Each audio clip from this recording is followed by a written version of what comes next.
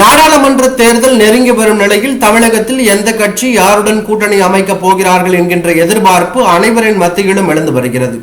ஆளும் திமுக கட்சி கடந்த சட்டமன்ற தேர்தலில் போட்டியிட்ட அதே கட்சிகளுடன் நாடாளுமன்ற தேர்தலை எதிர்கொள்கிறது. திமுகவில் புதிய வரவாக மக்கள் நீதி மையம் இடம்பெறவுள்ளது. நிலையில் அதிமுக பாஜக கூட்டணியில் எந்தெந்த கட்சிகள் இணையும் என்பது இதுவரை உறுதியாகவே இல்லை.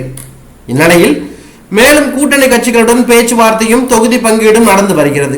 இந்நிலையில் திருவண்ணாமலை திமுகவை சேர்ந்த மாவட்ட விவசாய அணி தலைவர் சண்முக சுந்தரம் அவர்கள் முன்னாள் அமைச்சர் எஸ் ராமச்சந்திரன் முன்னிலையில் அதிமுகவில் இணைந்துள்ளது தற்போது அரசியல் வட்டாரத்தில் பெரும் பரபரப்பையும் அதிர்ச்சியையும் ஏற்படுத்தி உள்ளது.